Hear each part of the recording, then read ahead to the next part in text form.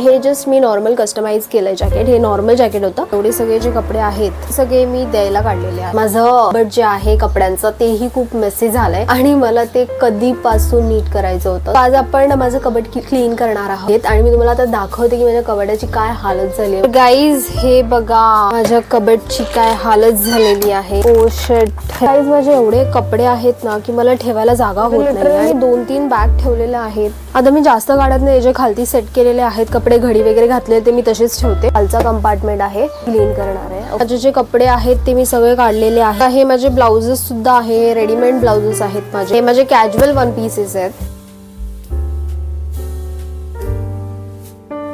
Almost जे कपडे आहेत ते घडी करून ठेवलेले आहेत. सो दिस इज पॅन्ट आणि ही मला माहित सुद्धा नाहीये की ही माझी पॅन्ट आहे. वरचं झालंय कंपार्टमेंट. आता मी हे खालचं कंपार्टमेंट करायला घेते. सेट करून ठेवलंय ना 5-6 दिवसामध्ये परत तसंच होणार आहे.